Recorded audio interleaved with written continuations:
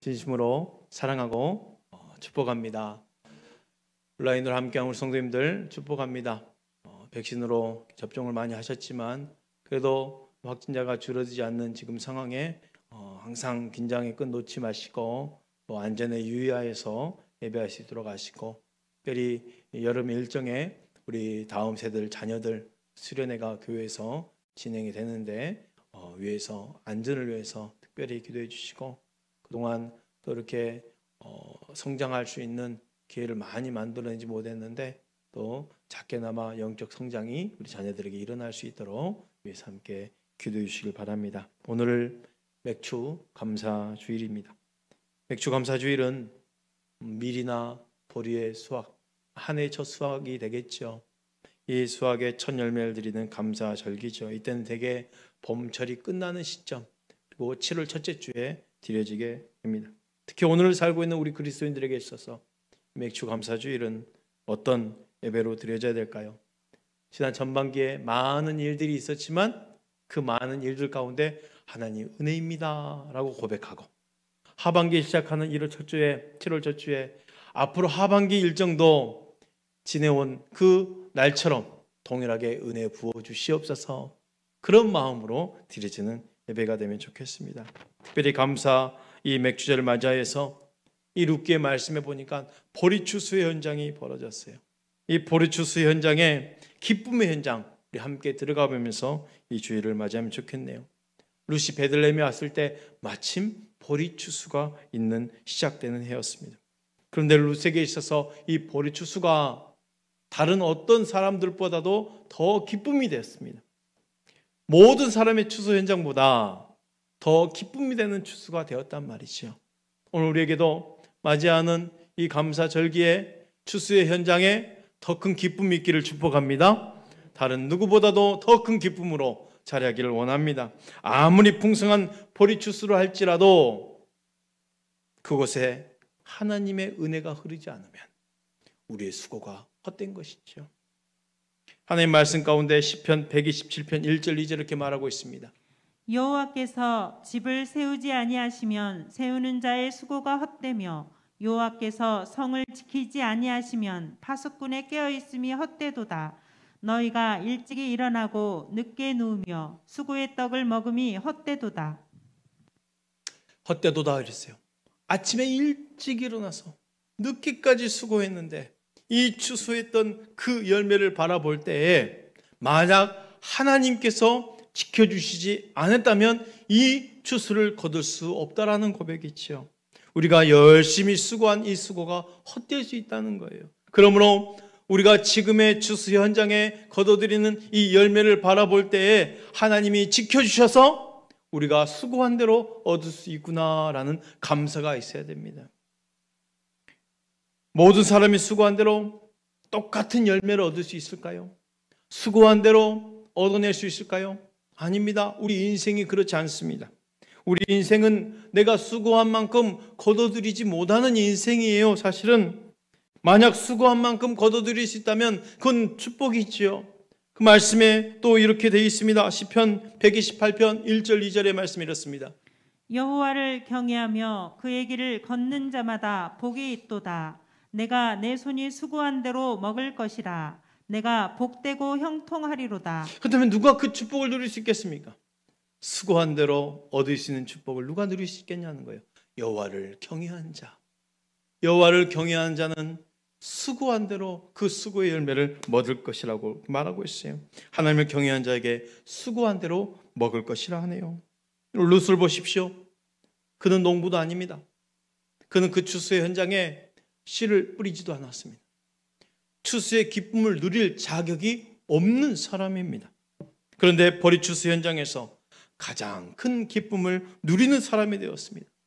시어머니에게 헤세드의 사랑, 헤세드의 은혜를 베풀었던 룻입니다. 자기의 모든 것 포기하고 하나님을 나의 하나님으로 고백하며 시어머니를 봉양했습니다. 그런 룻에게 하나님의 보리추수의 기쁨이 더 기쁨되게 만들어주셨어요. 그 기쁨은 어떤 기쁨이었냐? 그 보리추수 현장에 거룩한 만남의 기쁨, 거룩한 만남을 이루어주셨어요. 추수 현장에 그녀에게 축복이 될 수 있도록 하나님의 은혜가 흐르는 거룩한 만남입니다.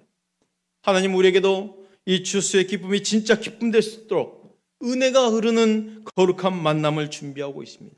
먼저는 내 인생의 하나님과의 만남입니다. 또한 교회와의 만남입니다.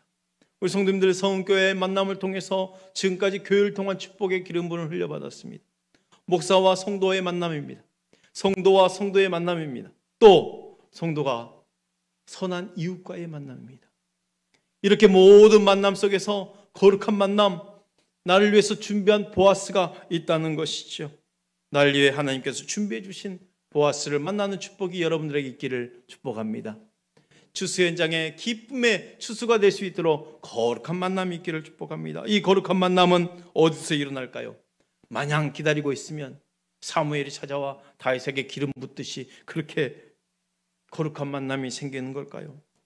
또한 우리 인생에 만나는 수많은 사람 속에서 누구와의 만남이 거룩한 만남인 줄 어떻게 알 수 있을까요? 어떻게 알아볼 수 있을까? 보리 추수 현장에서의 룻과 보아스의 만남을 통해서 우리의 삶 속에 있는 거룩한 만남이 있기를 사모하기를 축복합니다. 룻과 보아스의 만남은 하나님의 주권적인 영역이었기에 우리가 인위적으로 조작할 수 없습니다. 그러나 이 만남이 일어날 조건이 충족이 되면 거룩한 만남이 이루어지게 되어 있습니다. 이 조건들을 만족시키는 것은 우리의 몫인 거예요. 먼저는 이 거룩한 만남을 어떻게 만들어냈습니까? 하나님이 원하시는 장소에 있어야 된다는 것이죠. 약속의 땅에 있어야 됩니다. 룻이 보아스를 만날 수 있었던 이유는 거룩한 만남이 일어날 수 있는 장소에 있었기 때문이에요. 보아스의 만남은 아무 데서나 일어나는 것이 아닙니다. 우리가 보아스를 만나는 곳은 모압 땅이 아니라는 거죠. 약속의 땅입니다. 모압에서 아무리 기다려도 보아스는 나타나지 않습니다. 내 인생의 보아스를 만나는 곳은 하나님이 나에게 있으라고 명하신 바로 그 약속의 땅. 먹고 살기 위해 약속의 땅을 떠나지 말아야 할 곳으로 갔을 때 나오미를 기다리고 있었던 것은 사망을 잉태하게 하는 만남뿐이었어요. 애초 나오미 가족들이 모압으로 이주한 이유가 뭡니까? 그들이 살고 있는 이 베들레헴 땅에 흉년이 찾아왔어요. 먹을 것이 없어졌다는 거예요. 먹을 것이 없어졌어요. 그래서 떠날 수밖에 없었다고 말하고 있어요. 룻기 1장 1절에 이렇게 시작하잖아요. 사사들이 치료하던 때 그때 흉년이 드니라. 유다 베들레헴의 한 사람이 그의 아내와 두 아들을 데리고 모압 지방에 가서 거류하였는데 그 땅에 흉년이 드니라. 나오미 가족은 어디 살았습니까? 베들레헴에 살았어요. 베들레헴에 흉년이 들었어요. 먹을 것이 없어진 거예요. 베들레헴의 그 히브리어 뜻이 떡집이래요. 베들레헴 이름이 뜻이 떡집, 빵집이에요. 그러면 엄밀히 따져서 이 떡집에 뭐가 없어진 거예요? 떡이 없어진 거예요. 빵집에 빵이 없는 거예요. 사람들이 떠나는 이유가 뭡니까? 먹을 것이 없어서 떠나는 거예요. 사람들이 교회를 떠나는 이유가 뭘까요? 임재의 떡이 없으니까, 먹을 것이 없으니까 사실 떠나게 되는 거예요. 아, 그래, 저기 가면 먹을 것이 있겠다, 저기 가면 더 좋은 것이 있겠다 하면서 가보는데 눈에 보이는 것으로 만족할 수 있습니까? 채울 수 있습니까? 사람들은 굶주려서 지쳐 떠나는데 교회가 아닌 다른 곳에서 먹을 것을 찾아 떠나지만 정작 사람들은 교회에 먹을 것이 없어서 떠나는지를 모르는 채 떠나고 있는 거예요. 자기에게 여러 가지 상황과 환경과 조건 때문에 지금 있을 거예요. 그러나 본인이 진짜 이유를 모르는 그 이유, 하나님의 임재하심이 없기에 왜 내가 지금 갈급하지? 왜 내가 공허하지?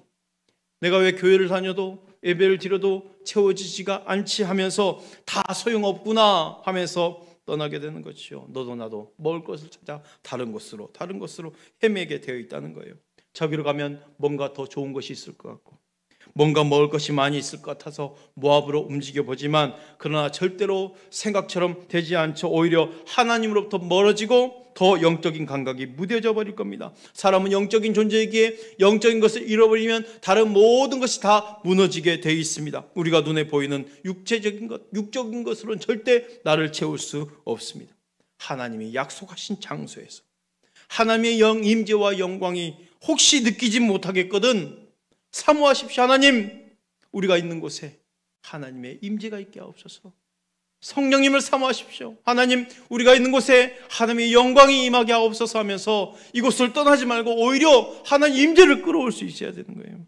이곳에 하나님 영광이 가득하도록 하나님의 임재의 떡으로 먹을 것이 가득하게 해달라고 이 자리를 떠나지 말고 매달리셔야 됩니다. 다행히 하나님의 집에 떡이 있다는 소문이 돌았어요. 룻기 1장 6절에 이렇게 말하지요. 그 여인이 모압 지방에서 여호와께서 자기 백성을 돌보시사 그들에게 양식을 주셨다 함을 듣고 이에 두 며느리와 함께 일어나 모압 지방에서 돌아오려 하여. 사실 베들레헴의 흉년 가운데 떠난 가족들이 나오미 가족뿐이겠습니까? 너도 나도 떠난 가족들이 있었겠죠. 그런데 다행스럽게 하나님의 집에 양식이 있다는 소식이 들려왔어요. 하나님 자기 백성을 먹이기 시작했다는 소문이 들려왔어요. 나오미도 그 소문을 들었어요. 그런데 너무 늦었어요. 남편 잃고 두 아들 잃은 채 그때서야 소문을 듣기 시작한 거예요. 양식 주셨다함을 듣고 결국은 돌아오려고 마음을 먹었습니다. 떡집에 떡이 있어야 사람들이 몰려오는 거지요. 여기 영적 진리가 있네요. 교회의 부흥은 다른 게 아닙니다. 이곳에 하나님의 영광이 가득하게 되면 사람들은 몰려오게 돼 있어요. 그런데 더 놀라운 진리는 사람들이 몰려올 때 이른 양만 몰려온 것이 아니라 전혀 믿지 않았던 구원받기로 작정된 영혼까지도 함께 돌아오게 돼 있다는 거예요. 룻이 전혀 하나님을 모르던 룻이 베들레헴에 가보지도 않았던 룻이 함께 따라오게 되었어요. 그 결과 룻은 하나님이 약속한 땅에서 보아스를 만나내어 거룩한 만남이 이루어진 겁니다. 보리추수 현장에 진짜 기쁨이 있어진 겁니다. 사랑하는 성도 여러분, 아무리 힘들어도 하나님이 정하신 곳을 떠나지 마시길 바랍니다. 이곳에서 하늘 양식을 얻을 수 있도록 사모하시길 바랍니다. 축복은 하나님이 정하신 곳에 부어진다는 것을 믿으시길 바랍니다. 룻에게 있어서 축복이 흐르는 보리추수 현장이 될 수 있었던 이유는 거룩한 만남 때문이었다고 그랬어요. 그리고 그 거룩한 만남은 모압이 아니라 하나님이 약속하신 땅에 있었기 때문입니다. 우리의 보리추수 현장에 축복이 흐르도록 거룩한 만남을 사모하십시오. 하나님과의 만남을 통해서 기쁨의 추수 현장이 될 수 있기를 축복합니다. 목사와 성도와의 만남을 통해서 기쁨의 추수 현장이 더 되기를 축복합니다. 여러분과의 성도와 성도의 만남을 통해서 우리의 추수 현장이 더 기쁨되기를 원합니다. 우리와 선한 이웃, 나를 위해 준비한 선한 이웃과의 만남을 통해서 우리의 추수가 더 복되시기를 축복합니다. 두 번째로 우리의 추수 현장에 축복이 이룰 수 있도록 거룩한 만남을 이루려면 마음을 사로잡을 수 있는 충성됨이 있어야 돼요. 사람들은요, 다른 사람에게 없는 그 무언가를 보기 때문에 저 사람에게는 왜 다른 사람과 틀리지? 하는 그 마음을 가지고 사로잡게 돼 있어요. 룻이 보아스를 만날 수 있었던 두 번째 이유가 바로 이것입니다. 보아스가 룻을 보았을 때 만약 어떤 가나안 여인이 우리 밭에서 이삭을 줍는 거나 참 안 됐다 하고 그냥 갔으면 아무런 역사가 일어나지 않습니다. 그런데 보아스가 룻에게 관심을 갖네요. 왜 보아스가 룻에게 관심을 가졌을까요? 처녀도 아닙니다. 부자도 아닙니다. 더군다나 이방인입니다. 그때 당시 유대인이 아닌 이방인이었으면 적대시하는 그 유대 문화를 생각할 때 도무지 보아스가 룻에게 관심을 갖거나 반할 이유가 아무도 없습니다. 그런데 보아스가 룻에게 관심을 가졌던 이유가 뭡니까? 룻기 2장 5절 7절 말씀 볼까요? 보아스가 베는 자들을 거느린 사환에게 이르되 이는 누구의 소녀냐 하니 베는 자를 거느린 사환이 대답하여 이르되 이는 나오미와 함께 모압 지방에서 돌아온 모압 소녀인데 그의 말이 나로 베는 자를 따라 단 사이에서 이삭을 줍게 하소서 하였고 아침부터 와서는 잠시 집에서 쉰 후에 지금까지 계속하는 중이니이다. 보아스가 자기 밭에 왔는데 갑자기 룻이 눈에 보이는 거예요. 이는 누구냐? 그냥 관심이 갈 수밖에 없는 그 특별한 뭔가가 보였기 때문이었겠죠. 사환이 뭐라 합니까? 아침부터 와서 지금까지 집에서 잠시 지금까지 일하고 있다는 거예요. 계속 한 중이라는 거예요. 룻에게는 다른 사람이 없었던 그 다른 것이 있었어요. 그건 충성됨이에요. 이 충성됨이 사람을 감동을 시킵니다.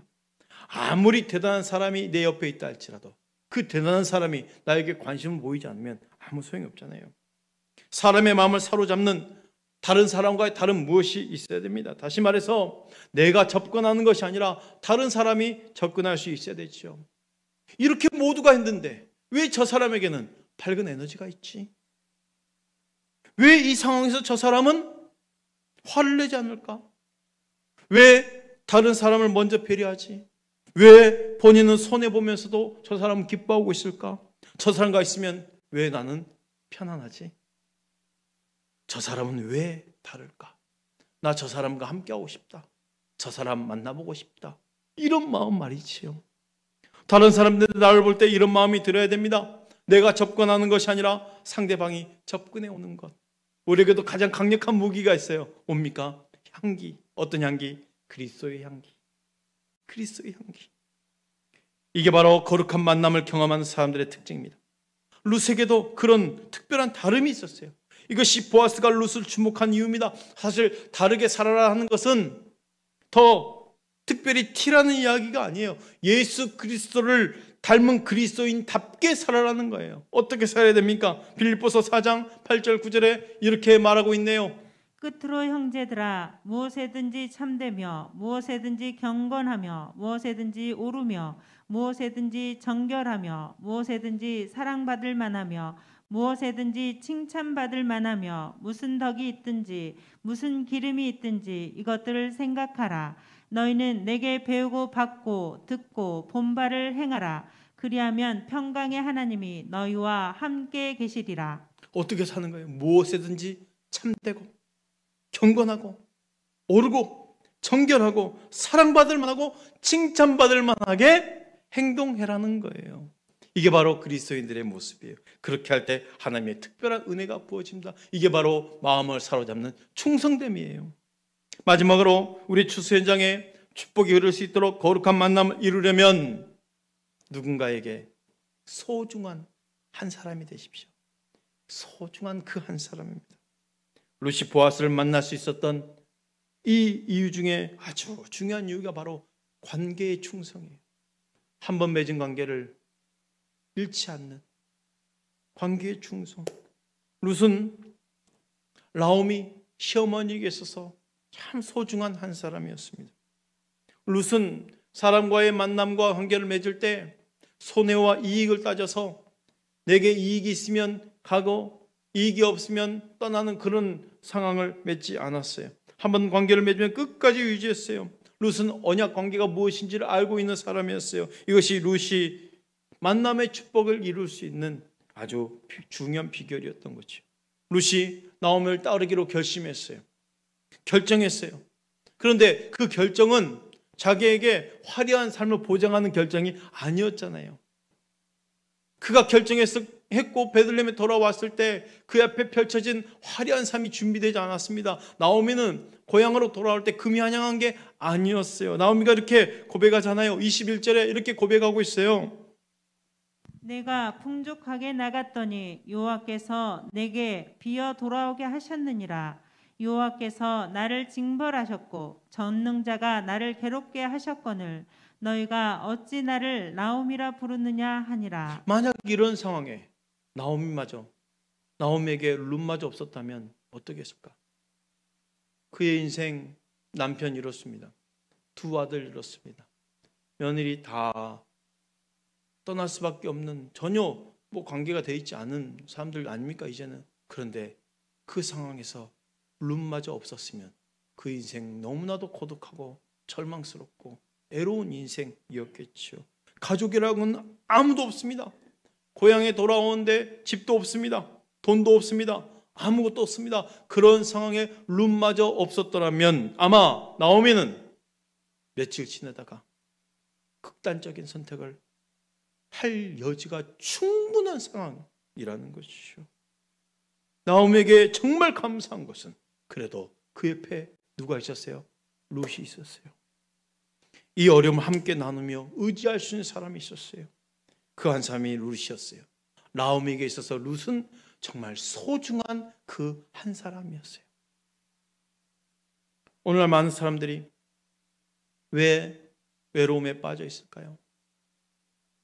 요즘 뉴스를 보면 젊은 사람들이 절망에 빠져 정말 극단적인 선택을 한 상황들이 많이 발견하고, 외로움 속에서 정말 어떤 상황에 지금 닥쳐 있는지도 모르는 채 홀로 쓸쓸히 인생을 마감하는 사람들이 너무나도 많습니다. 왜 그럴까요? 그들 옆에 소중한 한 사람이 없기 때문에. 소중한 한 사람이 있었다면, 그리스도인이란 바로 룻처럼 누군가에게 소중한 그 한 사람이 되어주는 겁니다.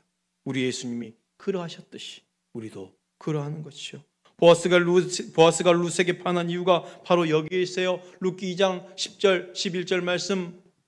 룻이 엎드려 얼굴을 땅에 대고 절하며 그에게 이르되 나는 이방 여인이거늘 당신이 어찌하여 내게 은혜를 베푸시며 나를 돌보시나이까 하니, 보아스가 그에게 대답하여 이르되 내 남편이 죽은 후로 내가 시어머니에게 행한 모든 것과 내 부모와 고국을 떠나 전에 알지 못하던 백성에게로 온 일이 내게 분명히 알려졌느니라. 세상에, 보아스가 알고 있었어요. 내 남편이 죽은 후로 내 시어머니에게 행한 일과 내 고국과 내 백성을 남겨두고 전혀 알지 못한 이 나라로 들어온 상황을 내가 들었다. 보고 있었어요. 알고 있었어요. 룻에게 룻 시어머니에게 해한 일, 그 소중한 한 사람이 되어준 것을 보아스가 본 것입니다. 이것을 보고 보아스가 룻에게 마음이 움직여지는 것이죠. 룻기 3장 11절 보면 보아스가 룻을 이렇게 표현하고 있어요. 그리고 이제 내 딸아 두려워하지 말라. 내가 내 말대로 내게 다 행하리라. 내가 현숙한 여자인 줄을 나의 성읍 백성이 다 아느니라. 너가 현숙한 여자인 것을 다 알고 있다는 거예요. 참 이 여자 괜찮다. 이 사람 참 괜찮다. 참 현숙한 여자구나. 감동을 받는 거예요. 감동을 받는 거예요. 내가 누군가의 소중한 그 한 사람이 되어주는 것을 다른 사람이 보고 있습니다. 룻이 자신을 그 문제를 해결해 줄 왕자를 찾아 나섰습니까? 아니잖아요. 자신의 문제를 해결해 줄 그 한 사람을 찾아 나선 것도 아닙니다. 룻이 오벳을 낳아줄 보아스를 찾아 헤맨 여인이 아니라는 거예요. 그저 나오미를 섬겼을 뿐이고 나오미에게 소중한 한 사람이 되어줬을 뿐이에요. 세상은요, 우리 그리스도인들이 하는 행동 하나하나를 다 보고 있습니다. 세상은, 아니 여러분의 가까이 있는 가족들은, 혹여 믿지 않는 여러분의 주위의 사람들은 여러분에게 어떤 소문을 듣고 있을까요? 나는 과연 주위 사람들에게 감동을 주는 삶을 살고 있는가? 아니면 내 이익만을 위해서 계산하며 살고 있는 삶입니까? 만약 후자라면 내 인생의 보아스는 접근하지 않을 겁니다. 축복이 흐르는 추수는 멀리 있지 않습니다. 내가 누군가에게 소중한 사람이 되어주는 것, 내가 누군가에게 소중한 사람이 되어주는 것, 이것으로도 충분한 축복의 연장이 부어질 수 있다는 것 기억하십시오. 사랑하는 성도의 성도 여러분, 축복의 추수 연장이 될 수 있도록 거룩한 만남이 있기를 축복합니다.